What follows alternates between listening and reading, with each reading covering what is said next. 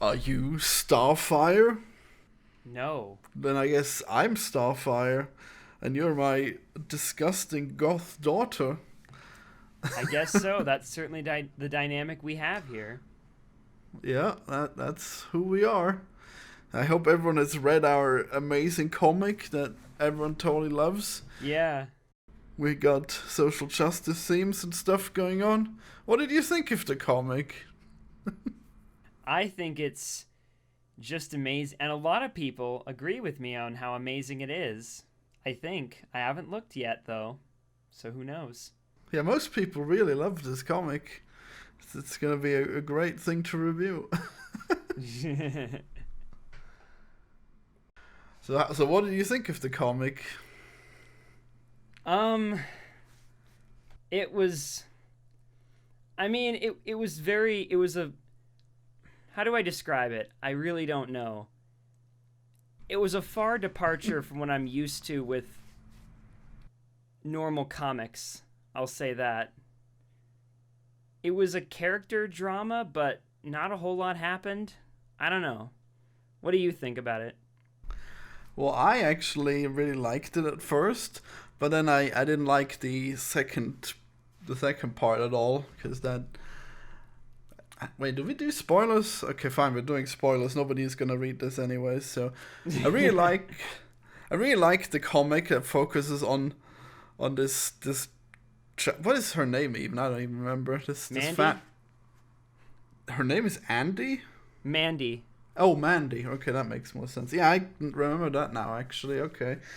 Yeah, so Mandy is this fairly unattractive fat child of this beautiful superhero, Mm-hmm. and she just goes through life, and every time, well, all the time she's just hounded by people that just want to get the gossip on her superhero mother, and I think that's a really nice premise, and I enjoy like the story of her trying to find love at her high school and stuff. It's kind of interesting, as in, like, I like the idea of, oh, what would happen if a superhero had a normal kid and what that kid would be doing and coping with that, and kind of a more realistic, I guess, modern, because most of these superhero comics, a lot of them are really, really old, and usually they don't dive too much into characters, or really old in the sense that they were made years ago, and back then it wasn't as common to, especially in like the genres that are like superhero based, to get it nearly as in depth with characters. But honestly, this kind of missed the mark on that too, because it wasn't, to me, there wasn't much substance to it. It was kind of like just an interesting premise, but it didn't really go anywhere. I mean, it What do kind you of. mean? What do you mean substance? Like how can there be substance if you're like a 14-year-old high school kid or however old she was? Like what could possibly be interesting about that? I wonder. I'm not necessarily saying action, but I'm saying more like character drama, because if this was a character based, comic, which it is, it's kind of lacking in that department, because it kind of just, I mean, the biggest conflict up until the second half, or the second volume, I mean, is pretty much just, you know, Claire, I think was her name, just takes a selfie with the Teen Titans, and she's, worried that she was only sort of interested in her because of them. And it doesn't really, I don't know, it's not really handled all that well. There's just kind of a brief confrontation about it, then things just go on. It just is kind of the build up until then. I guess it's most of the story. I mean, I think that's very realistic. I think if that It happened, is. then they would react that way. I mean, I definitely see that Mandy would totally hate it if she was hanging out and then like behind her back she just takes this selfie with the Teen Titans. Yeah, I thought that was really good actually. Well, I mean, it's good, but I guess it doesn't really. It never goes anywhere really. I mean, it's kind of just it happens and it's the biggest conflict, and it more seems like something that should have been, I guess, handled a little bit differently, if that makes sense. You know what I mean? Well, how would you handle it? Well, I guess it would basically, the tension would build a little bit better, I guess. Like maybe there'd be a little bit more back and forth about it, or the situation would escalate where rumors would spread or something like that. And I can't really, I mean, I just read the comic. I haven't really had a long time to think about what would actually happen in that situation. But I guess what it felt like is it just felt like there was not a whole lot there. They could have done so much more with that, is what I felt like. Because immediately after she finds out, she just, they have a spat, and that's it. They're just kind of awkwardly avoiding each other for the rest of the story. Until the end, of course. But I don't know. I couldn't really say where I think it would go. But Well, I think it's good and realistic because it's just they just wanted different things, but it's not the end of the world. But it would be the end of the relationship if that's how it plays out, So I think whenever you're like having a relationship in high school and it's like one wrong step and then like it's revealed that you want different things and then you just move on with your life. I think that's actually fairly healthy. I agree it's realistic, but I mean, and I know that this comic is supposed to be trying to emulate what a realistic, I mean, up until the second half, of course, but like, yeah, that's actually like my main problem with it. That is that in the end it just turns out that she has superpowers, and then like the whole thing was for nothing because she's not this underprivileged daughter of her of this. She's just one of them. Like, Jesus, you didn't need to be a bitch about it. You were already, like, one of the most powerful creatures in the world. Oh, wow. It sure is too bad you had a little bit of a bad childhood. The way I was looking at the story, when it started, it was like, all right, the normal daughter of a superhero, an established superhero, and basically, okay, now there's going to be, how does she deal with that, all that stuff. But the entire rest of the story, like you said, kind of feels like it's more just her real life, like her trying to cope with just a normal life and make her own path. But then her getting powers is a complete curveball that doesn't fit with anything that was said prior. It's so bad. Like, that's kind of what I'm getting at here is I felt like when I was saying before that the photo of her with the Teen Titans, there could have been more done with it. I thought there was going to be more done with it. I thought this was just going to be a character drama because I think you're right in the sense of the first half is pretty realistic, but I feel like it borders the line of being realistic, but almost too realistic to the point where it's just kind of a normal, like, slice of life type thing where there's not, like, part of the idea of character drama is to, to take these things, to take these problems that develop and play them out in situations where it highlights the characters and it draws conflict that would still naturally happen, but it just kind of makes it unfold in a manner that's interesting to watch. And I feel like that could have happened had it not been for the second half, which completely sort of undercuts everything else that was in the story. Oh, so I guess that's actually good then, because we're in agreement after all, I guess. Yeah. I thought, like, up to that point, that was how it would play out. But then I guess, like, oh, you got a problem with the Teen Titans? Oh, well, now I'm going to join them. What do you think now? It's like all the time she was lashing out at her mother for just, like, trying to save the world and stuff. And then it's like, oh, okay, I guess I'll do that too now. I guess I had no point to make. I was just envious. Yeah, that is one thing that I find really, really interesting is because... Like, okay, I know when, Blackfire comes in, that was supposed to be her moment of realization where she's not the opposite of her mother, I think that was what they were going for. They were supposed to have, give Mandy this epiphany that she's not the complete opposite of her mother, but it doesn't quite fit, I don't think. And that said, it kind of seems like right after she gets her powers... Like just, no problems in the world. Everything's just fine. She even goes back and does her SATs, even though technically speaking, she kind of alluded to the fact that her mother didn't need to do any of that because, she was a superhero. Yeah, it was so bad, really. Like, especially the S&T stuff. Like, really, now you think it's worth doing, okay? When you have no powers and all the time in the world, nah, we don't need to do them. Now you have powers and you actually have shit to do. Oh, let's waste time on doing tests. That's yeah, so I didn't. smart. It just didn't make any sense, and I will say the entire time. I mean, I know they were trying to portray her as this person who is, like headstrong and who has, really different views on, what her path is. Like she had really, she didn't want to follow the set path of, the school or what her classmates were doing or anything else. So that said, it seems really weird when she just falls into her mother's path, and just kind of was like, all right, let's do that. And let's do the path everyone else wants me to do. Yeah. Because it just paints her as being jealous, being like petty and jealous the whole time. Like all she wanted was powers. And once she got them, everything's fine. I'm getting all this attention in the world. I'm just happy now.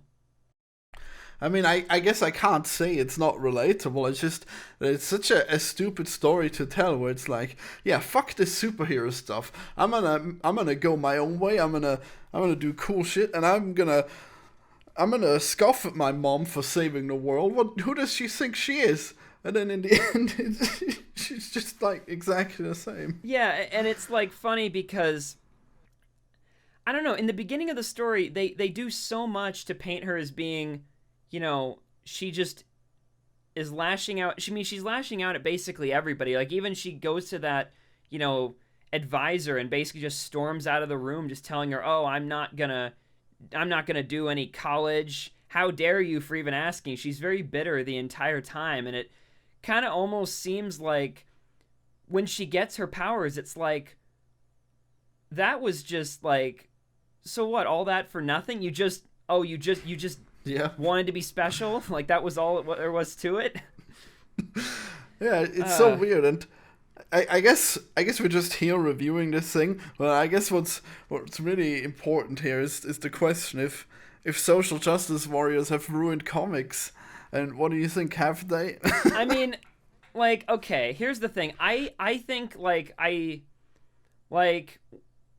I was starting to read this, I texted you before, like, you remember saying basically, all right, there's a lot of very stereotypical SJW stuff in this. I mean, you've got like pretty much, you could name out a whole checklist of every Tumblr stereotype in terms of like character design and, the arbitrary character traits, But that said, I don't think any of that matters when judging the quality of the comic if the story is actually good. You know what I mean? Because you can establish a character who, because I will say, Mandy is pretty much the absolute textbook,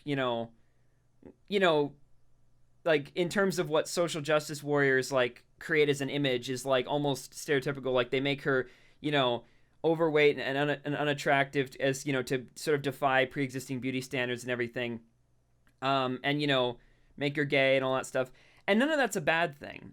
It's more just like when I was looking at it, I'm like, all right, it's very, very stereotypical of like, an SJW type comic. But that said, is it going to be good? Is it going to go somewhere? And like, that's ultimately, because I can see people at face value saying stuff like, oh, SJWs have ruined comics and pointing to this because of the stereotypes. But that said, I think stereotypes don't affect the actual quality of the comic as long as it's a good comic. But this, I just don't, again, it just seemed very empty, like lackluster. There wasn't much left to dissect at the end because it just takes very weird turns.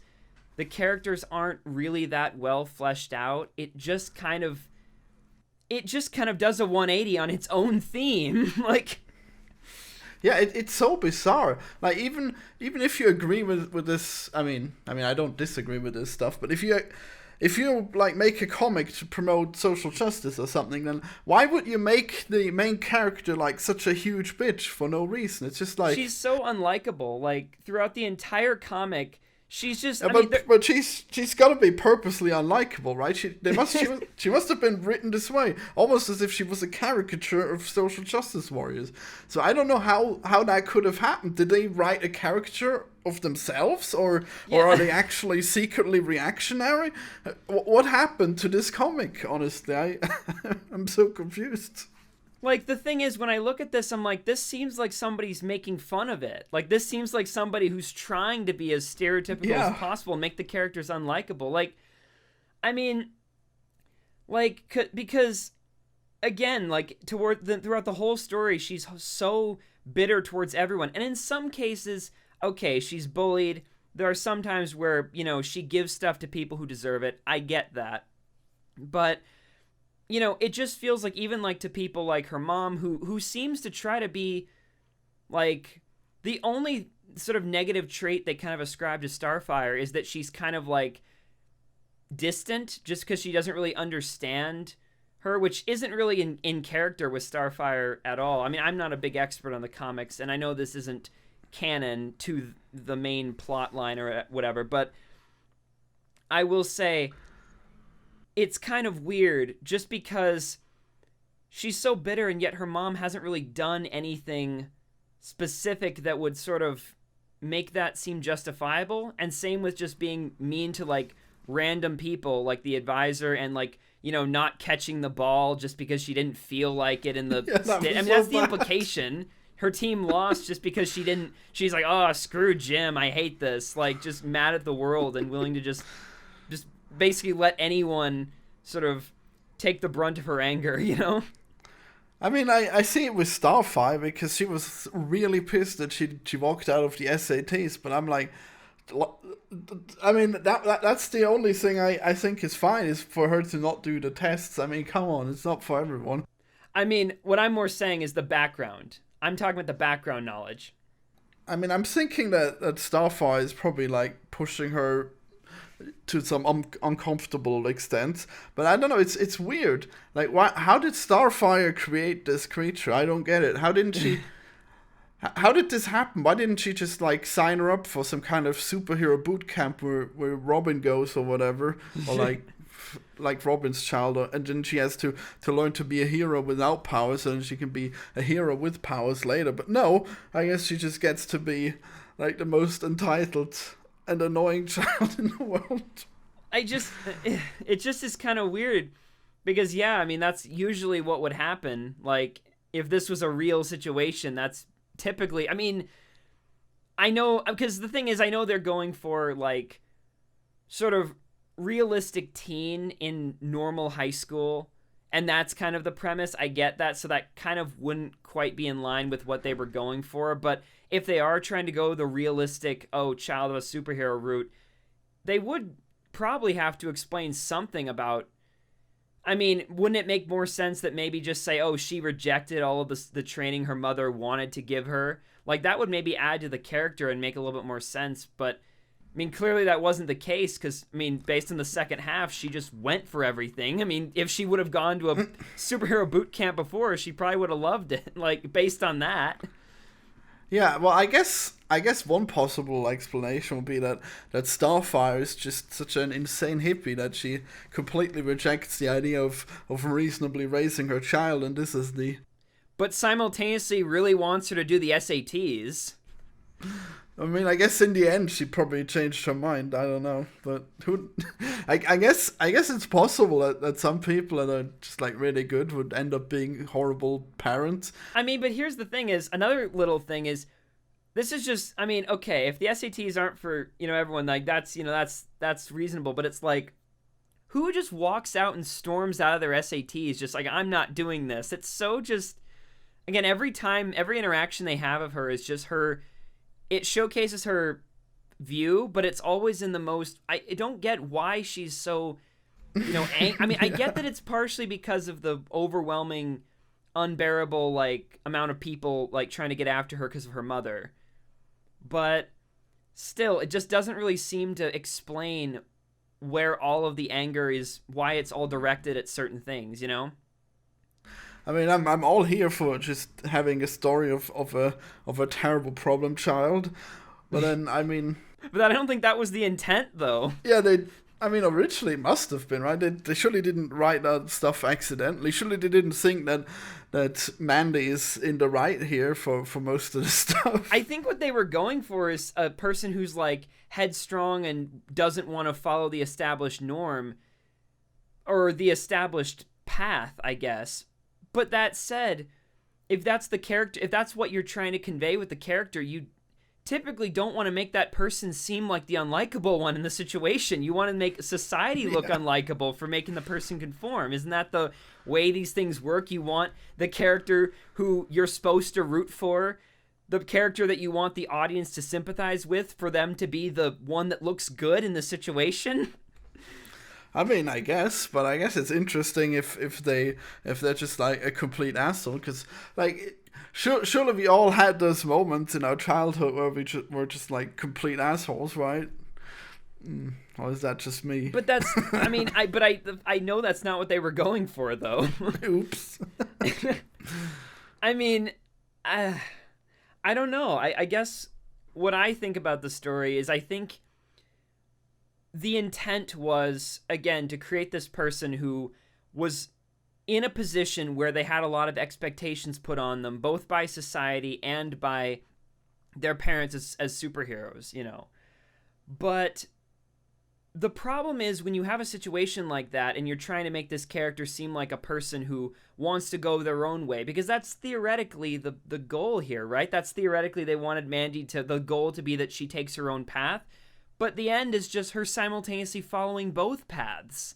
Like, and it just makes her look horrible in the end. Like, well, earlier you said that it's not trying to be canon. I'm actually not sure if that's true, because supposedly Starfire does have like a child, right? And she maybe had a goth face. I don't know. Maybe it fits perfectly into the canon, but maybe you know more than me. Well, I'm more referring to the fact that superhero comics in general, like, typically the way they work is there's one established timeline, and most other things that are kind of like what-if stories or spin-offs follow are all on different, like, it's all different timelines, and this wasn't I know this isn't exactly a story that would be easy to be like, oh, this belongs in this timeline, because it's not really got all the superhero tropes. It's not really it's more of a character drama that's more of it just kind of centered in, you know, pre-existing characters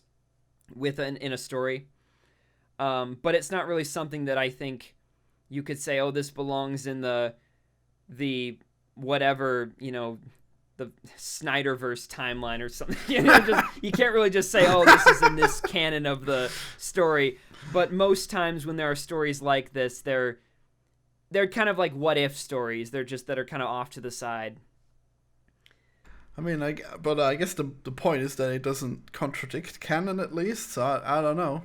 Maybe it does. I don't know. I would think that the stuff with Blackfire would kind of probably be in there somewhere. I mean, obviously, I don't actually know the story of Starfire. I'm actually not. I know a decent amount about DC Comics, but not about Teen Titans in particular. So, I can't say whether or not it does contradict it. But that said, if Blackfire is the main villain who's tied so much to Starfire's past in the way that it discusses in the comic, then I would be very surprised if the first and theoretically only confrontation between her, I guess, that's canon, was this. Wait, is she like the main villain? I don't know. I'm more referring to Starfire relative to her origins. She's not. I don't think she's the main villain to Starfire, like in Teen Titans. Well, Starfire. This isn't the origin story of Starfire, because Starfire is like way past her origin story in this. Yeah. Like, the only thing, I mean, we talk about Mandy. This is Mandy's origin story, so I guess Mandy is actually a character that exists later. I will admit, this does defy a lot of tropes of superhero origin stories. No, I mean, there's definitely some kind of, like, semi-goth daughter that Starfire has later on, and I've seen, like, people saying, this is not her. But I mean, I don't know. Maybe she had a goth face. I don't know. It's all possible. It could fit into canon. It's all tied together. Yeah, I guess that doesn't matter too much. I mean, honestly, like I know like there's a lot of just stories about like I mean, just take Batman in particular. There's a million different offshoots about, oh, Batman has this kid or this person, or I mean, there's usually kind of an established like, kid that he has and that's usually Damian Wayne. But that said, there's also offshoots where other things happen. We're kind of just what if stories. So that said, I think what people are arguing is that in the majority of the canon, Starfire has a daughter who's not Mandy. And then this is kind of like one of those just standalone what if stories. In most of the canon, she doesn't have a daughter because she didn't even grow up yet. So I don't know. I'm assuming there's like only one more other series that covers her when she's grown up, but I don't know. Maybe something that's canon doesn't just mean. It doesn't just mean something that hasn't happened. Like because something that happens in the future is still canon to that timeline. Like it's just not. It might not be as easy to tell that it's happened yet, is I guess. Yeah, but it doesn't contradict if it's still to happen, I'm sure in the DC universe there are enough stories where it depicts Starfire in the future to where I would be surprised if the whole thing with Mandy just fit in continuity perfectly. Because usually, even if they're not set in the future, there are, in superhero stories, some point where they time travel ahead and see what happens, or, or it shows them later on, or something like that. That stuff's... I can't speak very much, though, on Starfire stuff or Teen Titans stuff, because I don't know very much of anything about that. I'm mostly, like... My knowledge begins and ends with some of the Batman comics and a few other comics and other, companies, but I just mean with stories like this, it's not usually conventional for these to be canon, or if they are canon, they just get their own timeline, their own like universe basically, or their own right. So world. So you've read Batman comics? Because I've actually never read. I haven't read a single DC comic. The only thing I've read like recently is the Invincible comics, and oh my god, they're so good. Everyone should read them. Oh, it's cool. I actually still haven't seen the series. I was gonna watch it, but my Amazon Prime subscription ran out. Wow, missing out. Yeah, I do genuinely want to watch it. Yeah, so how is it compared to other Batman comics? Then is it terrible? Are they all terrible? This is not even remotely I mean, I just think, okay, I will say this. I am not hugely into comics to the point where I would be able to... I've read the... I don't know if you'll know any of these, but I've read the Injustice series of comics, the Dark Knight Returns series of comics, or sometimes I've read them myself, sometimes I've seen like sort of audio, book narrations of them. Sometimes, I don't know. Sometimes I'll have them on in the background, but which kind of doesn't really work for comic books that much. But sometimes, the people do a good enough job of if it's literally just people talking. Anyway, but long story short, though, is I should check that out. That sounds cool. I'd like to hear comics. Yeah, I mean it depends really. Some of those.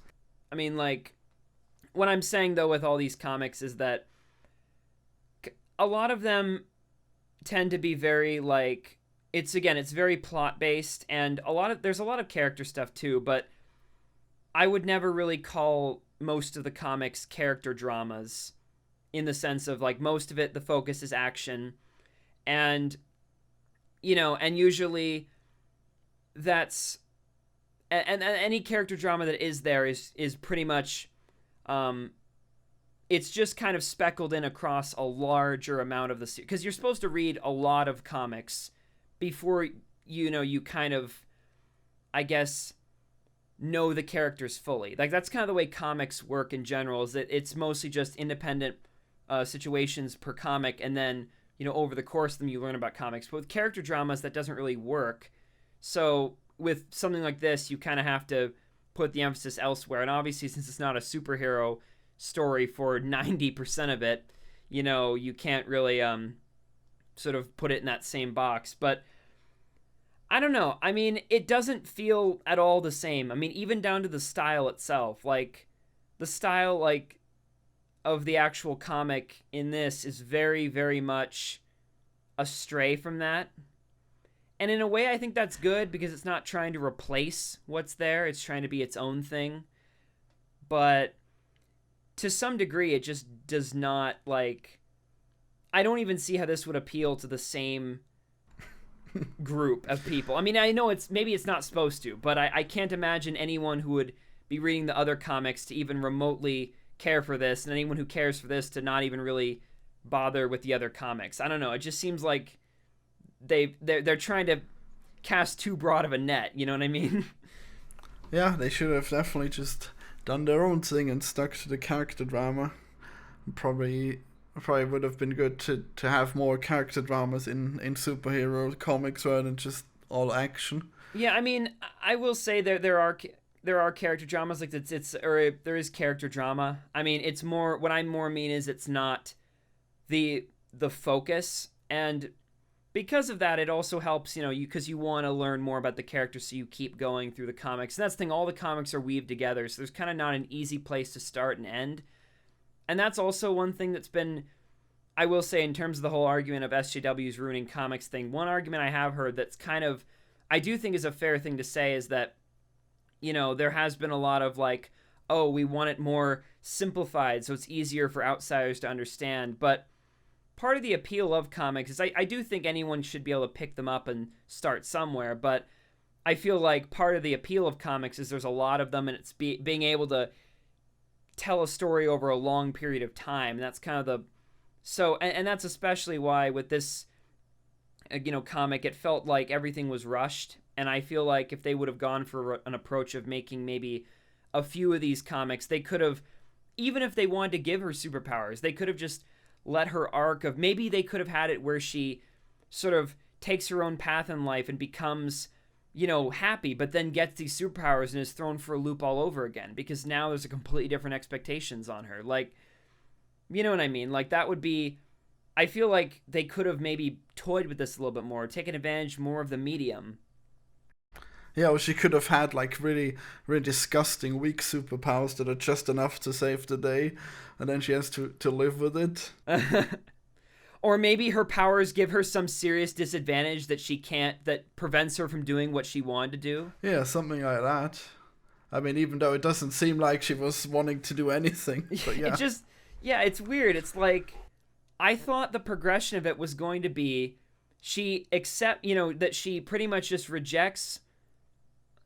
Here's what I think would have been a more interesting premise. Her mom is trying to get her to do all these superhero things. Her school is trying to get her to do all these school things, and, you know, her class is trying to do all this stuff. Maybe even her mom's trying to get her to pull out of school because she wants to take her to a superhero school, but she doesn't want to because she has friends, but simultaneously, you know, doesn't really want to be in school either, but then ultimately kind of goes her own path in the end and does something different. But that said, she's just kind of mad at everybody, and the people who are kind of encouraging her to do these paths aren't even really being mean about it either. They're just kind of saying, oh, you should do this, and she's then, you know, causing, you know, basically outbursts in public and making all these just kind of just, you know, big confrontations in situations where it doesn't really make a difference, or it doesn't really make sense, I guess.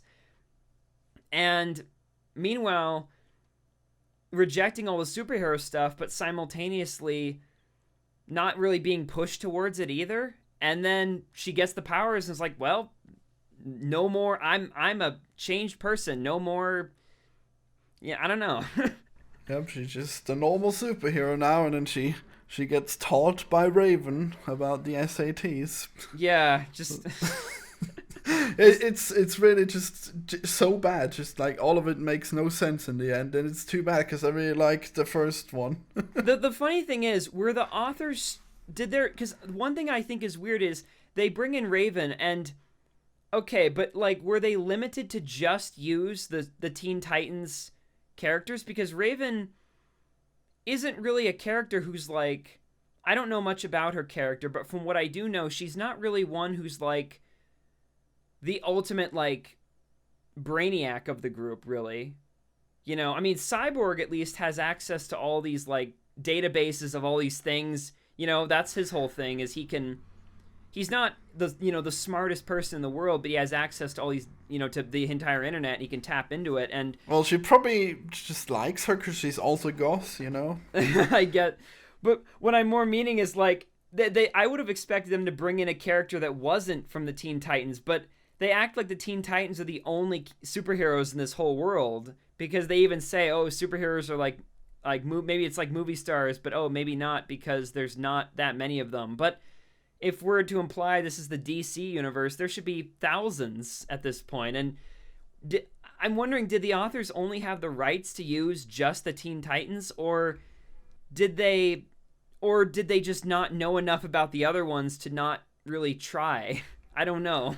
I mean, it wouldn't really make a difference if they had picked someone else for this. I mean, the Teen Titans were already hardly in this, and they should have been in it even less, so I don't think they should have added even more superheroes to it. I mean, I'm not saying they should have, but I more mean, like, with the in-universe explanation, like, of her, being taught by one of the Teen Titans, like, I would think, if you don't, I mean, it would make more sense for it to be a character that's not one of the Teen Titans, but of them, based on the knowledge that at least I know about them, it would make way more sense for Cyborg. So it just kind of gave the impression that they don't exactly know all that much about. I mean, maybe I'm completely, in the dark here, but there's not really much discussed about the abilities of, the people. But that said, it makes way more sense if you're going to have someone helping you with the SATs for the one who has access to the entirety of Earth's internet at a... Well, you're not supposed to cheat. She's teaching her to learn, not to... Well, no, but I'm saying he'd be able to do a good job quizzing her, because he'd have access to all that knowledge more easily than I think Raven would. I mean, maybe... I don't know if Raven's this... I know it vaguely about her story, but I don't know if she's supposed to have just incredible intellect.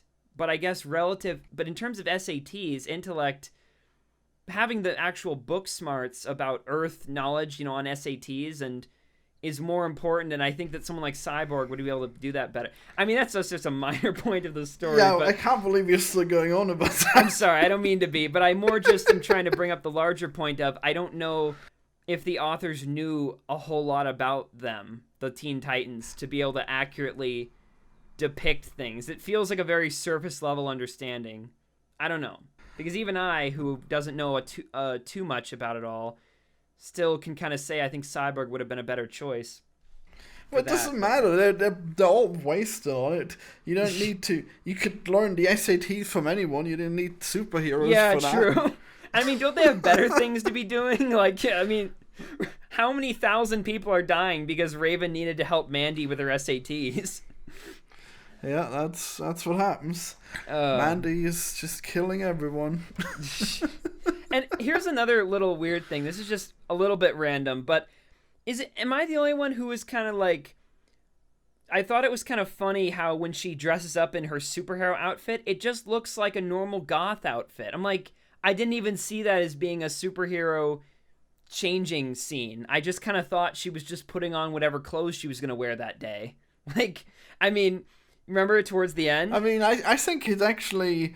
I mean, I like that she was herself before, and then now she's just dyeing her hair, and there's only just, like, tiny bits of black left. And that's all that's left of her personality, is just, like, tiny little tips of her hair, Well, I mean, I don't know about... I mean, but she's...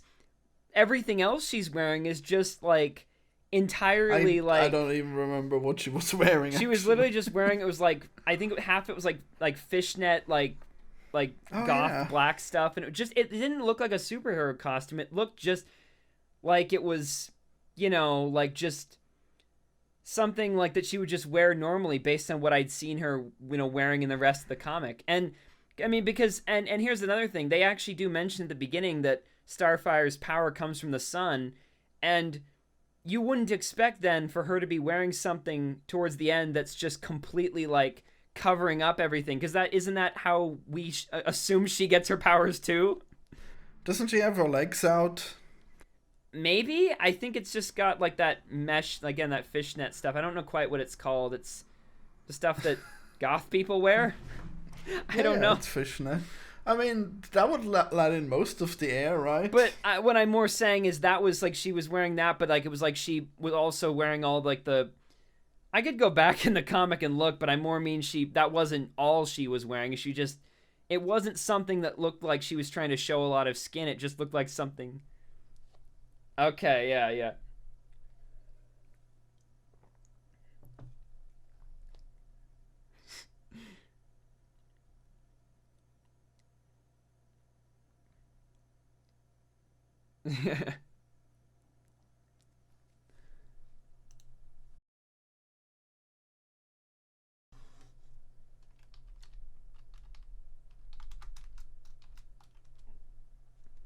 Oh, well, maybe so then, but I just was hoping that she would be getting her energy from like the moon or the darkness, but no, I guess not. I guess just more sun. I guess she's gonna be the brownest goth in town. And the funny thing is about it, when you have a character who is very void of color, it's usually like in comics and film, it's usually a thing where you want them to naturally contrast with their environment.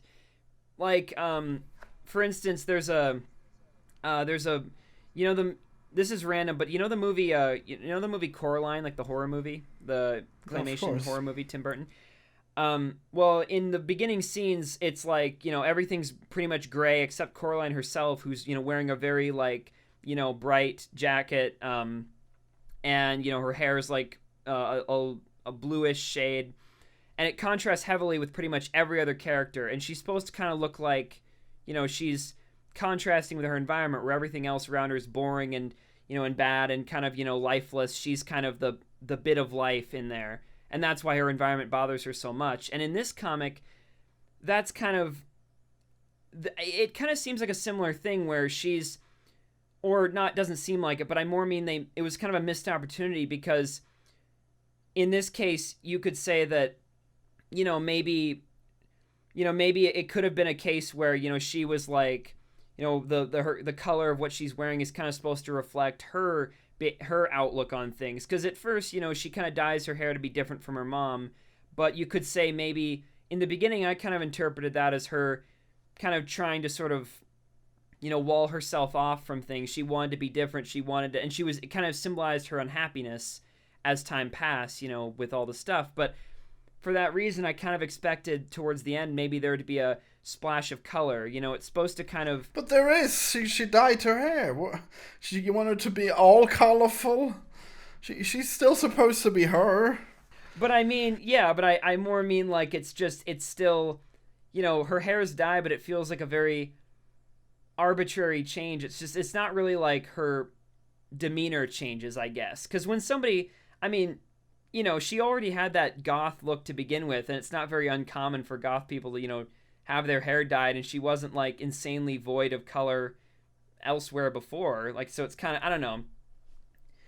I just feel like it's one of those things where there's a lot of times where you can kind of tell a story. It wouldn't make sense if she was just colorful now. What are you talking about? I don't mean colorful. I more mean, like, you had her, like, clothing or her costume be more reflective of her new outlook, because I mean theoretically she's happier now, right? And she's not trying to wall off the world as much. And I mean she I guess she didn't really make that much sense to begin with. I don't know. I assumed she would still be goth, but I don't know. When I was Googling the comic to find it, I noticed the author looks a whole lot... I don't remember if this was the author. I didn't stay on this very long, but the author has like the exact same haircut and like look. And I was like, wait, is Mandy a self-insert? Is that the reason why all this is happening? Okay, I'm looking up Starfire's child, and she is actually I mean she's skinny and she's got black hair and a really black outfit, and she's called Nightstar. So it actually makes perfect sense. The continuity is saved. Okay. Because of me searching up the comic, all the results I'm getting are like are just look up Nightstar. Look up Nightstar. Yeah, Nightstar. Fits pretty well, I guess. She's actually Yeah. wearing less skin even in her skinny version. Yeah. Technically speaking, this might be a little bit weird, but wouldn't being overweight and getting power from the sun mean that you having more skin would make you more powerful? Yeah, she should just be a huge blob. Maybe that's why she was so powerful. That's why she was stronger than her mother. That's what I was gonna say as well, is that she defeats this villain very easily. The villain who killed the original leader of her planet. Like, I mean, this is like textbook Mary Sue stuff. She had never used her powers before. How on earth would she just that's just, and I also think it's funny how, again, the action in this superhero comic was the least, like, the most downplayed aspect of the whole story. I mean, you know, I guess she was just making a mistake and underestimating her, and she had like many times where she could have killed her, but then she let Mandy get the upper hand, and then she just like has all this power, I guess, somehow. I mean, that makes sense, but I guess being able to use it so well, I don't know if that makes sense. I don't know if being fat makes it harder to move your super powered body.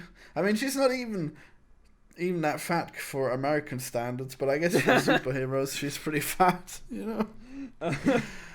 I mean, to be fair, she wasn't a superhero until that very moment, so can you really... Yeah, maybe she's more powerful, just like all this fat force behind her when she's flying into her, you know? There really should be more fat superheroes. They kept asking throughout the whole series, like, oh, whose kid is she? And it was implied, like, at the end there was a frame where it was Starfire and Nightwing just kind of like together, like staying next to each other, and they were kind of like, it was kind of like they were like a little bit close, and it was like, was that implying that Nightwing was supposed to be the father? Yeah, I mean, I guess that would be what that implies. I completely forgot about that till now, but yeah, I'm seeing it now. Alright, good. I mean, it's probably known who's the father, but I guess now we certainly know. I don't know. I just wonder then, like, you know, and what's the explanation then? I mean, this is kind of, again, another nitpick, because I know that's not what's important here, but what's the reason if it is somebody who's still alive and who's another superhero, where is he? Why is he just not around in you know, in her life? The father? And why? Huh? I guess he was ashamed. I mean, I don't know. Maybe they had a messy breakup, but I don't know. Maybe not. I mean, they're still together. They're still fighting crime together. How messy of a breakup does it have to be where you are not willing to look after the kid, but also still willing to basically go to your equivalent of work with that person every day? Well, I'm still looking at these pictures of Mandy among the Teen Titans, and it's actually pretty funny. Just like how she's just so she's just so much, and they're all there, and they're like, oh, what do we do? And they all care so much for her, and she just. I think the bottom line about what's wrong with this story, though, is there's just the progression doesn't make any sense. Like the flow from one act to the other, it makes no sense. It's a complete, you know, hodgepodge of things, and I don't really understand. I mean, they're trying to make these themes, but they then contradict themselves, and it doesn't at all feel any, like, I don't know. It just, I guess that's the main thing, is all the things we're sort of bringing up are pretty much just, they're going for one thing and then completely missing the mark on it, you know? I mean, I don't. Is there supposed to be more parts to this? I mean, I guess there's been 2 for a while now, but does this feel like the story's ended? Is it supposed to be ended? I looked it up when I was trying to find it, and I said it. I heard it came out like July 27th, so I don't think it would have. I mean, that's. I don't know. I don't remember if it was July 27th of this year, but I'm pretty sure it is, since most of the comments I see about this stuff is pretty current. Well, maybe, I don't know. Yeah, 17 days ago, or I'm looking at the comments on this stuff. Most of the page is still open. Most of the comments are from the last 2 or 3 weeks, so that's like the timing of the exact release. So it's only been out like less than 3 weeks now. So yeah, I don't think they could make another one that fast.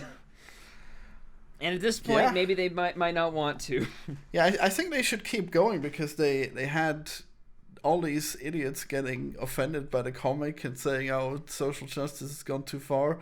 They should definitely keep going, but I guess they're not really competent at telling a story. So I mean, here's the thing I will say. I think my theory about this, the only explanation that makes sense about why this comic is the way it is it almost feels like a self-insert, or rather an escapist fantasy. Like, it almost seems like this was made, the character was supposed to be like, it was supposed to be somebody who was not, they weren't established as a character. They were more kind of like, the reason it kind of seems like a stereotype is I think it's because the person who writing it might genuinely just kind of be a social justice stereotype and was just kind of, writing as a self-insert.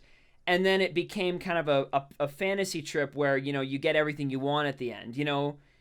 The character is really angry at society and everything, just kind of because maybe it's projection, maybe the author is, or maybe, I'm not inherently trying to say anything about the author. I have no idea about the background and the context behind this story, but when writing for characters, it doesn't make any sense to take these routes unless it's kind of, because when the character is usually really, really unlikable in the beginning and really like all this stuff and is, and does all these things, the natural progression is for something really bad to happen and then for them to be kind of be put in perspective more, and then kind of, I guess pick their own path in life when the character's confused and all this stuff.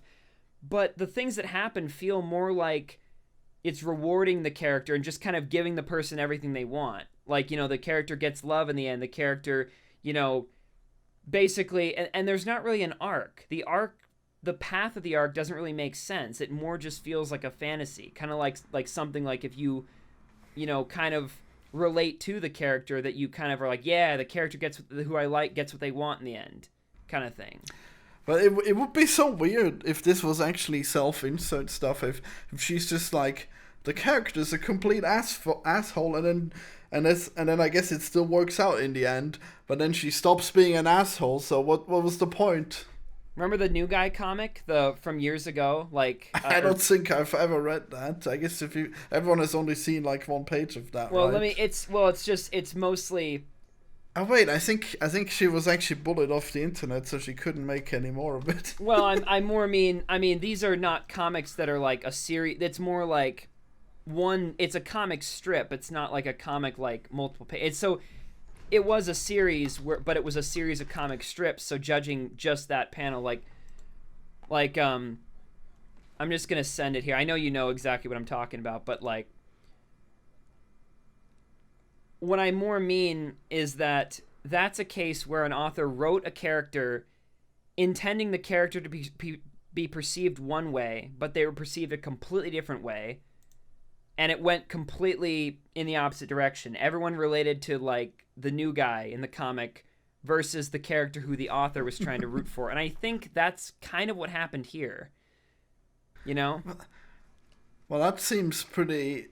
That would be pretty incredible if she wrote this character just thinking that everyone would just love her and then they would all see her way. You know how with like SpongeBob, like everyone kind of relates to Squidward because he's kind of like really like, upset at life and stuff like that because he's, working a dead end job and stuff like that and then there's but this kind of, and I think this kind of feels the same thing. I think that the author was trying to create the sort of the character who could be relatable and like, oh, they're going through relatable type struggles per se. But the problem is if you don't make that character redeemable, they lose the sympathy that they would otherwise get from those struggles. You know what I mean? Because I feel like this should have been written in a way where Mandy was much more like the environment was much more against her than it was. Because in all the situations in the comic, it just feels like she's the one who's being more unreasonable than everything around her, Like, the only times that I really was kind of on her side was stuff with the bullies in that one scene, and then everything else just felt, because she wasn't even taking out her anger on people who inherently did anything to her. She was just pissed at the world, and that kind of loses its, I lose sympathy in that case. Yeah, I'm just looking up the author. I mean, she's not as bad as the character she's drawn, I guess. But I'm not trying to say she like looks exactly like the character. I mean, there's a lot of pictures where people put her side by side, so that we would think that she looks. Other people may have made the same conclusion that it might have been a self-insert then. Yeah. Yeah, I guess it's pretty bizarre just seeing a person being so unlikable. But that said, it's kind of like, it's weird because usually self-insert characters are, like, I've never seen somebody, usually self-insert characters, like, I would say in a lot of ways Mandy is a Mary Sue, because, I mean, again, just look with her powers, but I mean, she is flawed in some ways, but in terms of her being a superhero, or, I mean, she's always kind of implied as being, a good person who didn't really do anything wrong to everyone else. Everyone just kind of hates her. She doesn't really... I really don't know if you should call her a Mary Sue, because she only just about wins that fight, She was almost killed like 3 times. Yeah, but then she gets her powers and is simultaneously able to just defeat... I mean, like, she had never fought a battle that whole time. I mean, the whole life. And I guess we had that really annoying point where she was just about to kill the bad guy, but then her mother says, "No, we don't kill." I'm like, oh really? Yeah, I forgot about that. We're really so fast back to just the tropes. How we can't just have like a nice little murder here. We can't just have her killed. That would have been cool. But that actually, here's what would have been good if her whole thing. Genuinely speaking, what would have happened if they would have taken this route, where it's this person who is just pissed at the world, takes out aggression on everybody, and then gets powers and just goes crazy with power and just it starts killing everybody? Like, that would have been interesting. That they could have gone a whole different route with this. We don't need no Elliot Rodger super villain. We definitely don't want that. I mean, I could, like, see this being a build-up to a villain story. I mean, think about this. She has this, there's Claire, who she cares about, who finally is starting to, to like her after all these years of just ignoring her. Then it's just to take a picture with Teen Titans, and she just loses it. So when she gets the powers, she just takes out all her aggression on everybody. And she just kills everyone. Yeah, that would make sense. I mean, it feels more natural than what actually happens. That's the funny part.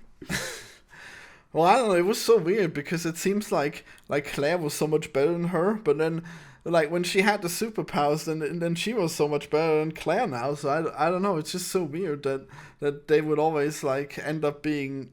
Well, I mean, obviously she's, like, super powerful and like, a really valuable member of society now, and then Claire is just, like a slightly more liked version of the goth girl, really. That is kind of weird. I'm surprised they didn't...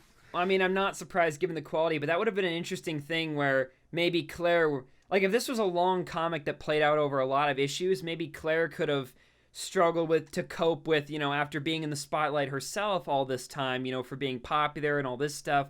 Now she's dating somebody who's leagues more popular than she'll ever be, so she starts to feel kind of like how Mandy felt, being in her mother's shadow. Like, it'd be kind of an interesting... She becomes really goth, yeah. She just becomes goth too. Yeah, everyone just becomes really goth. That would have been great, yeah. I love how there's also the one character named Lincoln, who they mention as an anarchist, but it does nothing. Like, it's never mentioned again. And I mean, it... Well, that's just like real anarchism, where they just like, oh yeah, we should overthrow the government. But then they don't really do much about it. But it doesn't really have any bearing on his character. Well, I mean, it has a little bearing. I mean, you can tell that he's some kind of a rebel.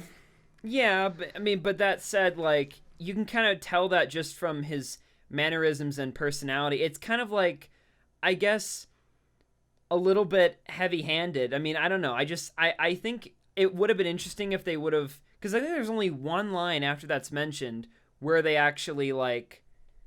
Well, anarchism isn't as bad as you think. Anarchism just means that... Well, it doesn't mean that they just want chaos and destruction. No, I know what you mean. It's more of a viable political thing now, but whatever. No. What I'm more... No, I'm not saying anything anything to the contrary. I'm more just saying it's a weird thing to bring up that's never mentioned again and doesn't really... I mean, again, his character, you can kind of... He acts just genuinely normal. I mean, you can... I guess it's to kind of give the impression of him being kind of an outcast, and that's... or somebody who is more rebellious, I guess. It's a way to sort of sum that up, maybe. I mean, I'm not saying that's inherently the case for all anarchists. I'm not saying they're all outcasts or rebels or anything, but I more just mean, like, at face value, it's more of a way to kind of... Because it's brought up in the sense of why their characters get along. Like, that's how he's introduced, you know? And I get that, but... It just kind of seems like something that's an oddly specific thing to not be discussed later. Because they could have just said, like, maybe he was someone who was bullied as well or someone like that. It just feels like if they're not going to do anything with it, it kind of seems like an arbitrary detail. And I mean, okay, if this was a comic that was going on for a long time, then maybe, you know... then maybe it would make sense, because with those kind of things, reincorporation isn't nearly as important if you have a long future of comics that you can still bring stuff back in, you know? I mean, he did have that point where he said that he wanted to become a politician, wanted to change things. I mean, I guess that's just his character. I mean, that was mentioned just a little bit later. Yeah. No, I think that was at the part where she was going to do the SAT, so that was a bit later. I mean, I guess, but it just kind of still feels like a throwaway line, and it's kind of like one throwaway line backing up another throwaway line, I guess. It just... Sure. I don't know. I'm not inherently saying there's anything like... It just... Anything like... It does kind of fit with his character, but it's just not really like... I don't know. It just doesn't really... I mean, I would expect something that's specifically mentioned in the beginning like that to kind of play a role, especially... I mean... Am I the only one who thinks it's a little bit weird that there's somebody who is like an anarchist and it's mentioned in this, but he's also in the superhero universe. So how could... I don't think there'd be any way to enforce anarchy in a world where superheroes who uphold the system are in there. Like that, and especially, and I'm kind of surprised. The DC superheroes are not that bad with that. They just stop like world-ending events. They don't interfere with social norms, you know? Well, I'd more mean if someone was trying to collapse the government. Not trying to collapse like an... Maybe you're right there. I don't know. I more just mean like it's something that I guess would warrant... Because when I heard that, I was like, how would that work in a superhero world? And I didn't... And I was more like, it's odd, especially because...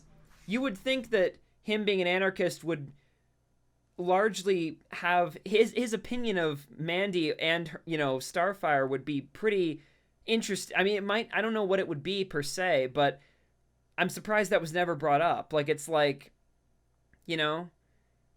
Well, you think he doesn't want the world to be saved? Like, who could disagree with Starfire? I more mean like superheroes in, you know, at least in this, you know...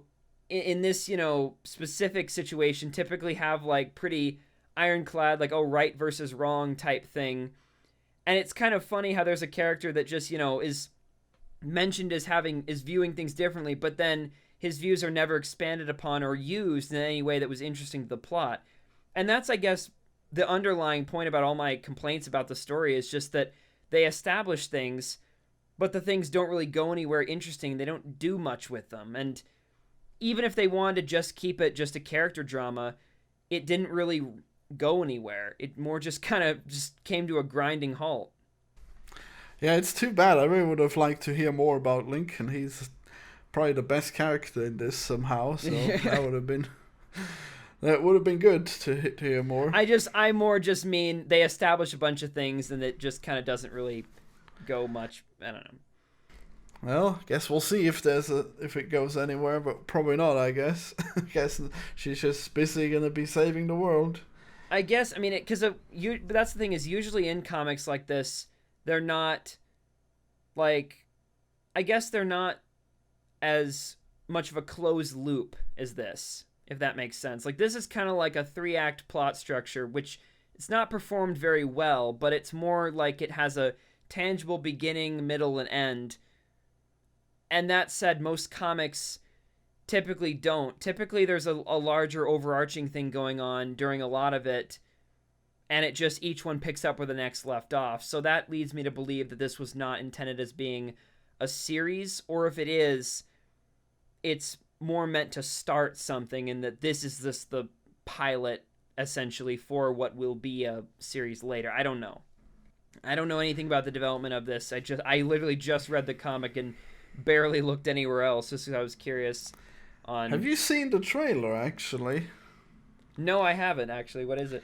It's so weird, because they have, like, a trailer, and I was like, is there a show? But no, it's a trailer for a comic. They do have... I've seen trailers for books. They do exist. But it is kind of weird. I've never seen one for a comic, though.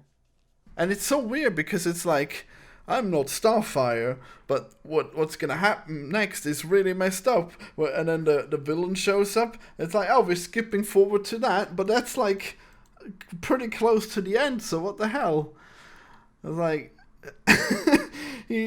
I guess you're leaving out all the interesting part, and then just having all that. That's, I don't know. I guess I'm pretty.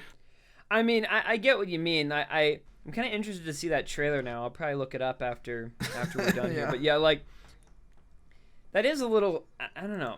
Because the way I see this whole thing, though, is it's DC trying to diversify and trying to appeal to a different demographic, in the sense of, like, this is created for... Because this doesn't, like, even if you discount, anything stereotypically SJW... This doesn't read like a normal comic. Like, the style is fundamentally different from what you... Like, it's most comics, just in terms of the atmosphere that they convey, a lot of them, especially superhero ones, typically have, as well, harsh lines, really dramatic, imagery, in terms of the way everything's set up, just to kind of complement the mood. And in this, everything's a lot softer, kind of, softer lines and more simplified. And I think it's kind of like... The it's more just kind of supposed to be, I guess, it's a fundamentally different style is what they were going for. They wanted to sort of go back to the groundwork and make something completely different that was just an entry in, the superhero universe and all that stuff. Oh man, this trailer is like really animated, and it's got 150 downvotes and almost no upvotes. What a shame. It really hyped me up to read this thing, Let me actually see if you have the link to it. Send it. I'm curious. Yeah, here you go. Oh my god, 140,000 downvotes. Oh my, I thought you said 150 or 150 downvotes, not 150,000.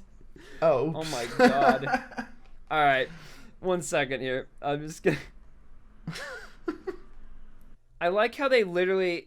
The funniest part about this trailer is the part they... Like you said, what they skip ahead and everything to the... They skip ahead to the most superhero-ish part of the story.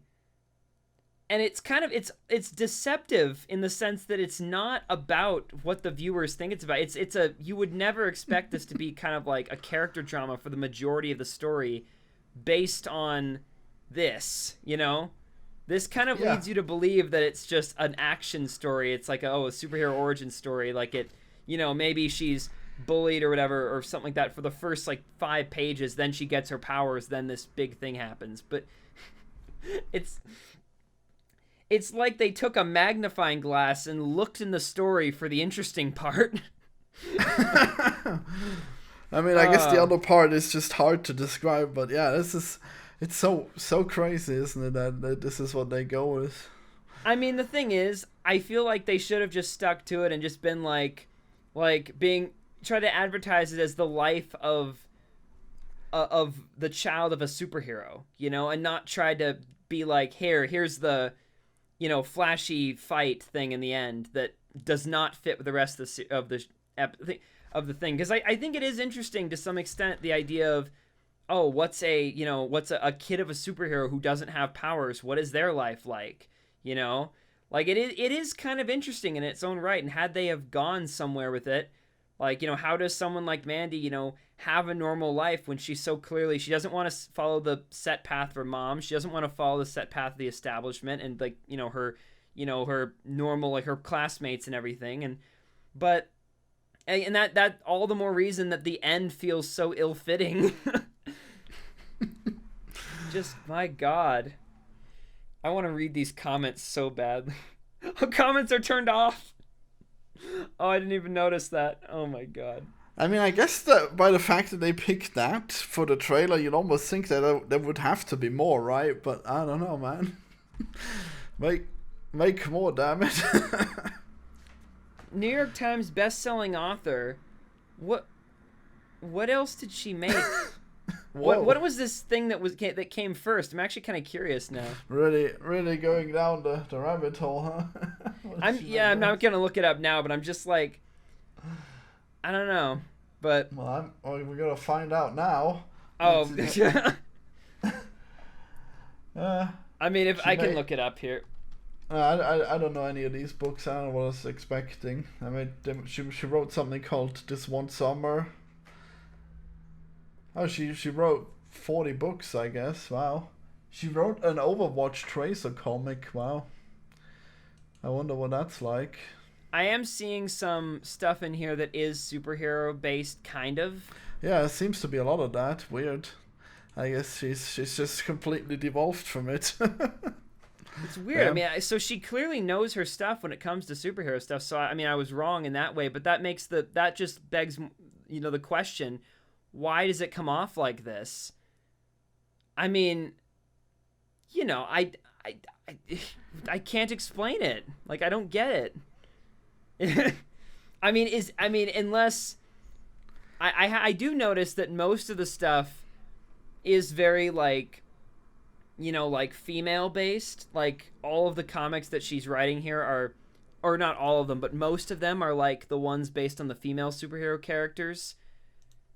So maybe in those particular issues, there is some still self-insert type stuff, because, you know, again, the way to recognize a self-insert is basically how closely do they resemble the author in the sense of, like, how they act and how they are. And I don't know the author at all, but I'm just saying this comes off so much as a self-insert. So, you know, I'm kind of weird. It'd be weird if everything else didn't as well, because typically, you know, when you're a good author, you don't write self-inserts. And if this wasn't a self-insert, what else could it have been? Like, how does this make any sense? Look, it's gonna be great, okay? Like, she's gonna make 10 more episodes, and they're gonna be amazing, and you're gonna realize, oh yes, now we understand how her flawed perspective on the world actually really saves us, okay? Oh my God! And if they write more, we're gonna podcast about it, okay? I'll definitely read the next one, and then we can talk about it. Yeah. If there is a next one, we really should know this, but whatever. I mean, I think it's good I went in blind, at least, because I definitely had a way fun time hearing about all this stuff. You know, hearing about all the stuff that I didn't know about, like the trailer with 140,000 dislikes. My God, but yeah, you think this is deserved? I guess you might think so. No, I think it's at least 30% acceptable, okay? Come on, you can't have 99% downvotes. What are you doing? I mean, I think no matter what, it was not a good comic. I mean, at least you could say maybe if you cut it off halfway through and just didn't have that ending, maybe it could have been a decent character drama if they would have went somewhere different with it. But again, that ending throws a wrench in the whole thing. Yeah, it's pretty wild. Yeah. Well, I hope you enjoyed our ramblings based upon this amazing comic book. Incredible. Hey, I just learned that I didn't win the Newgrounds Game Jam. Wow, can you imagine this? Yeah, I didn't make the top 10. Wow, can you believe it? guess it was all for nothing. Yeah, just announced it. Damn. Oof. Oof, indeed. How many people were competing or whatever? Was it just? Oh, let's see. Well, there's. I mean, was it like? Did you kind of expect to win, or was it one of those 1 in a million type things? Well, I was expecting to win. You've seen my game. I can't believe other people can compete with me when they only have 10 days. But I guess they worked better within their limitations, and they made 2D games that made more sense. I thought my game should have definitely won. I really hope they're gonna see my Steam version. It's gonna blow everyone away. Okay, I really hope that they're gonna regret not giving me the prize. Yeah, no, I played some of these games. I didn't like them. Oh well. I guess it doesn't help that the version we had on Newgrounds actually runs really poorly because the Unity web player is not optimized. So I guess hopefully the Steam version will be much better. I just had to say it because I just got the announcement, so that's pretty tragic. Well, sorry to hear that. I mean, I don't know. I don't know. I mean, if it's any consolation, I've never gotten I think top 10 in any of Mumkey's short film contests. Did I win at some point? No, I guess I didn't. But did I get top 10? I don't know. I haven't actually. I don't usually like. I actually haven't watched. I think I only entered one of them actually. Never mind. I don't know why I said multiple. You didn't even watch. I watched like his announcement of it and the announcement of like the winners and the like he went over what the winners were, but I don't really remember any of them off the top of my head. Yeah, I don't know if I was a winner. I mean, I guess I had like an animation. That must have been good. This was I think the last one I watched was like maybe a year or so ago. I only watched the one I entered actually. But oh yeah, well they're always quite awful. The other, I mean, most of the shorts that they get submitted are bad. I'm actually, I guess the quality of eggs were I have underestimated. I guess they were pretty good, but they were also like we put so much polish in. I guess I feel slighted. Oh well. Jeez. I guess I gotta try better again, or maybe just like. Well, I mean, there's some subjectivity to all this as well. You know, it's not like not like there's a definitively perfect game or that yours is objectively worse than the winners. It's not like that. I mean, it could just be a matter of personal opinion. Whoever had picked it. Yeah, well, if I make $1 million on Steam, I'll definitely have won. Well, I don't know if that's realistic. Yeah. Yeah. You give like somehow you win like an Emmy for a video for a game, which even though that isn't a thing, you just go up on stage and be like, I'd like to dedicate this to the top 10 Newgrounds games 10-day game competition that I didn't win. Who's laughing now? Yep, that's what will definitely happen. There's no way we're not gonna make $1 million with this game, right? I'd like to dedicate this award to all 10 of the people who beat me in the Newgrounds competition. Who's the real winner now? Yeah, who knows? Maybe it'll do awful on Steam as well. Maybe I'll even lose money by all the YouTubers that I paid money to promote it. Who knows? That actually reminds me, there was this person I was working for who paid. He actually sunk a bunch of money into a video that he was making, and it that he was paying to have scripted and to stuff like that. And he's like, he sunk 1,000 into it and it flopped. 1,000? Well, that's not too bad, I guess. Yeah. Well, I mean, like by YouTube video standards, that's quite a bit, because usually, I mean, there's not very many aspects. Oh yeah, I guess so. Yeah, there's not really many aspects of a video that you can usually spend that much on, and plus the video just generates whatever ad revenue it gets. So. Wait, what was the video about? I don't know if I don't know if I want to say, because I don't really know the person who I did this for. I don't know if he wants me to. I don't know how. I don't know what is and isn't private, and whether I don't know if even saying that he sunk 1,000 into paying for like scripting. Like, I wasn't the one who did the script on that, but I don't know if he wants me to say. But it was just this big. It was just a really big, long video, basically, and it was just a research-based project, and he was basically just paying for research help. But then again, how much time do you spend on that last video? Was that worth it? Oh, that was a huge... Okay, that video... If you pay yourself minimum wage, how much do you sink into it?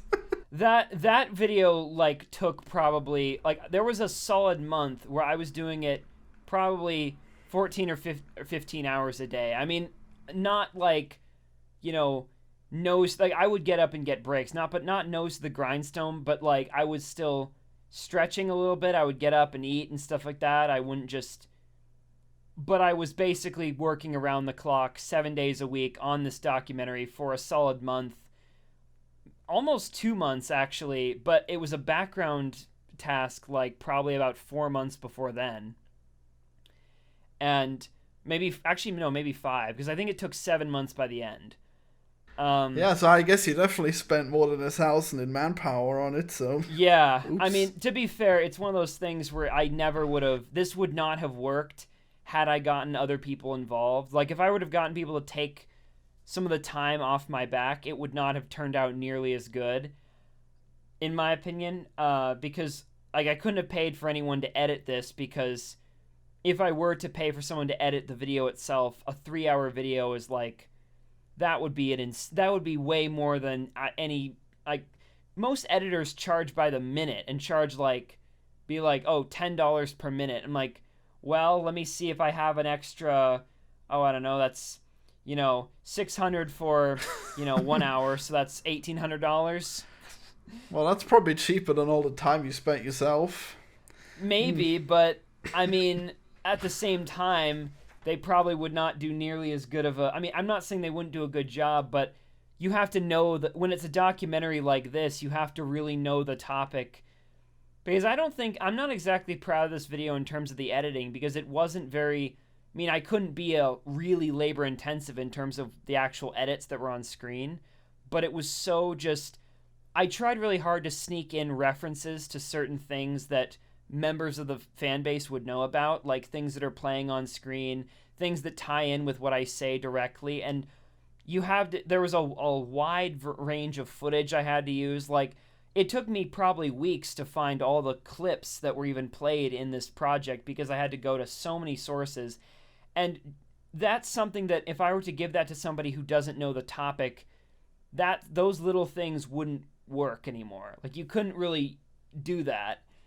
Because it just wouldn't... You just couldn't create the same approach. So the only aspects of the video that were actually done by other people were... there was... Because I don't... Actually, I should have probably explained this from the beginning. The video in question is a documentary about a band called Tally Hall.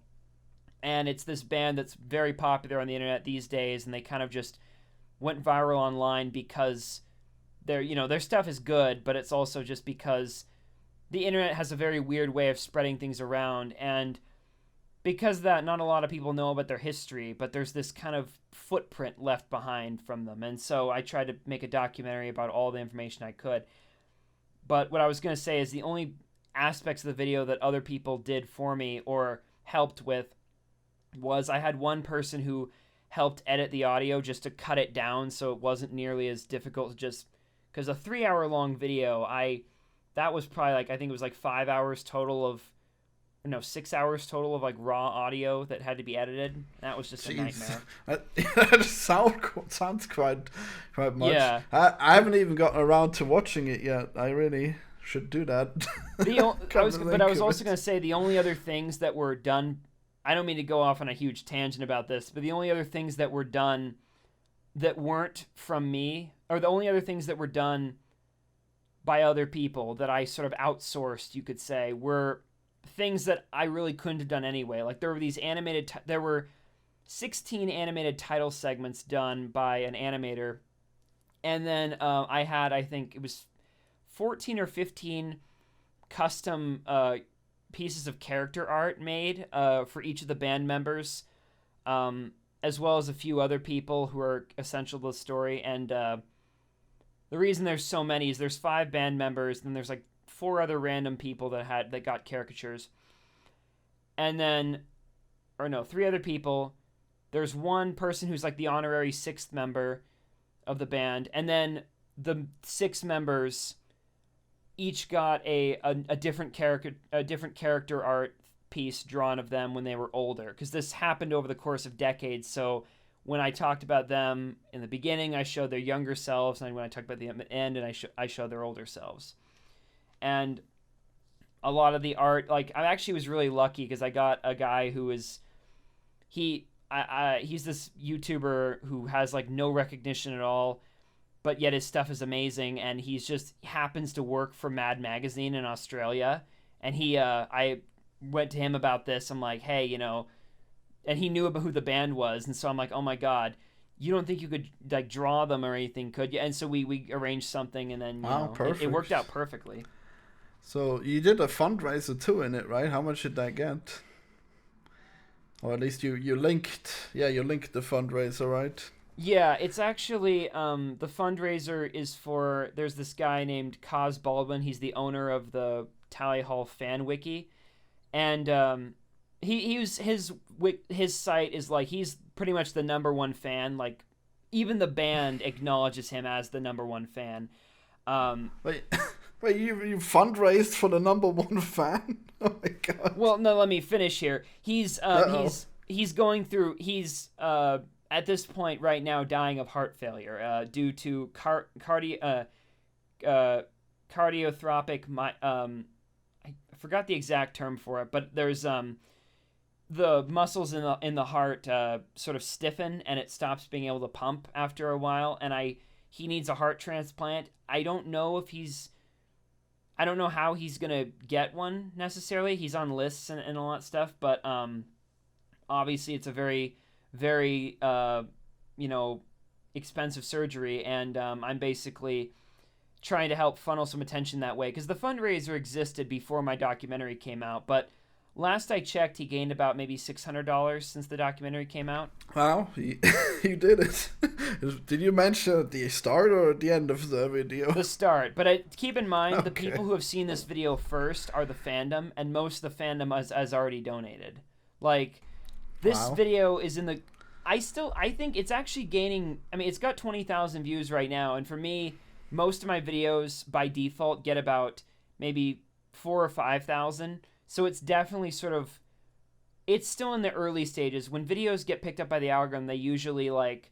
They get a few thousand views at the start, then there's kind of like a snowball, and then it has a lifespan that it lives out. And right now, I don't know if it's peaked, and it's just going to sit with a moderate amount and maybe get seen every time a random person cares to know about the band, or if the algorithm is pumping it out to people. I have gained several hundred subscribers since it came out, so I do know that an outside audience is currently seeing it, but I don't know how big that's going to get. So, is it still growing? Are there still more people?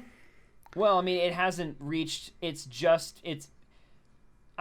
pretty much got the majority of views that it has in its beginning, like when it just came out, but that's usually normal. Usually it goes through, it gets a lot in the very beginning, then there's a stage where things are kind of like, meh, it's just kind of sitting around, because that's the stage when the YouTube algorithm is deciding whether or not to recommend it to people. And if it did good in the short term, it then puts it in the algorithm. And that's typically where the majority of views come from. And that's typically where people outside of the close internet Tally Hall fandom will find it. And it's looking good. And but that said, even if it doesn't actually blow up, it still has actually made a huge impact in, like, if you go to the Tally Hall Reddit, you'd have to scroll back a little bit because it's been a while since the documentary actually came out, and the Reddit just posts memes 24/7, so it's kind of buried now. But when it came out, people were just going nuts over it, and now, I think it's also my most universally liked video. Like, I think it has like 6 or 7 dislikes to like 2,300 likes or something like that. I don't know. Wow, it's pretty good. Yeah, I'm like, and it's weird because I discuss a lot of controversial things in that video, so I was really not expecting it to go over well with everybody. But even the band members themselves have liked it, or at least one of them has.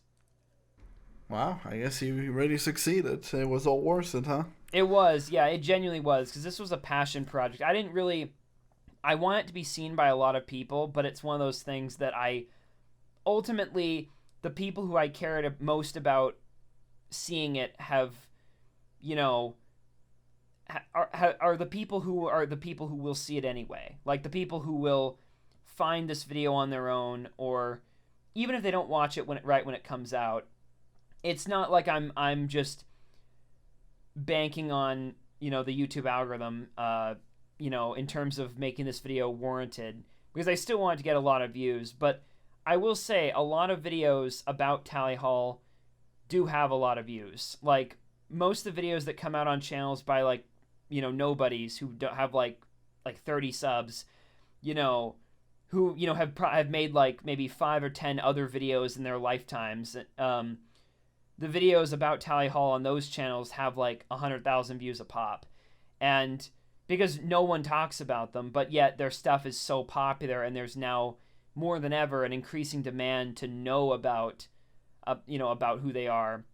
And this is a band that hasn't been active in 10 years, and all the videos that exist on them have popped up in the past, I think, year now. It's pretty weird how something that's really old can just be picked up by the internet now, and then it gets really popular.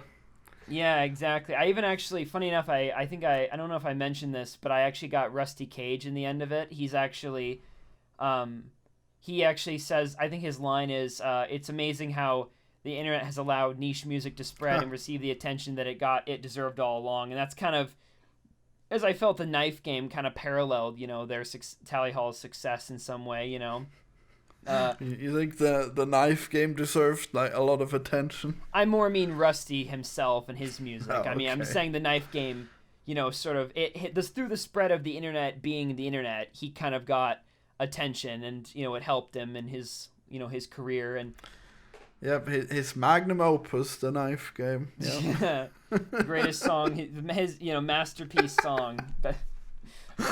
That's right. It's funny. I know this one guy right now who's really obsessed with the Knife Game. I'm just thinking, you're not a 13-year-old from 10 years ago. What are you? Well, with especially Rusty Cage's impression of it, or what? What do you mean? Or is he obsessed with Rusty doing it, or is he playing it himself, or what? He's playing it himself. He's one of those people who thinks, no. It's the coolest thing in the world to play this and do it. It's like, I mean, it's like, okay, maybe if this was the trend of the internet, then I still think I still think the Knife Game itself is stupid. But it's one of those things where, all right, at least if it's a trend, it's it's catchy song, trendy game, and everyone's doing it, so other people bandwagon on it. But this is a guy who's just jumping in 10 years after it's kind of stopped being, 5 years after it stopped being a thing, or stopped being popular at least, and just talking about it's the coolest thing in the world. I'm like, this is, I mean, I didn't even know that the Knife Game was actually popular at any point. I just thought it was. You didn't? I didn't know. I mean, I know that Rusty's Knife Game was huge, but I didn't know that people were generally doing it. Wow, that's bizarre. No, it was a huge thing for a long time. I mean, that was why it was a there were a lot of people it was. I actually knew about what the Knife Game was before I even knew what Rusty was, who Rusty was.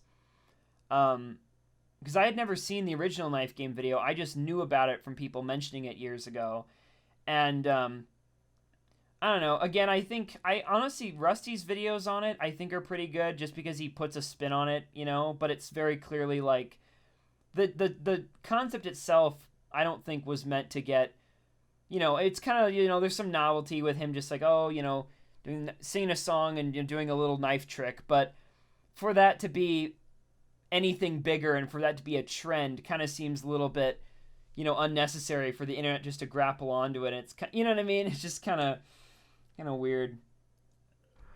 Yeah, so you got this friend who's doing it now? Wow, what's he gonna do next? Swallow Tide Pods? Like, I more just mean it's kind of weird. I like what like you're like 5 years too late and 10 years too old. Well, I like really old trends. Okay, I think he's gonna be great. Maybe it's getting retro now. Maybe the knife game is now a popular retro trend. Perfect. All right, well, everyone subscribe to Game Squid and to Just Jargon on YouTube.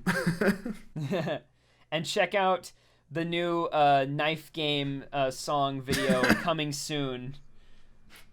By who? You're linking your weird friend? Wow. Sure, why not? Jeez. All right. Well, goodbye, everyone. Bye.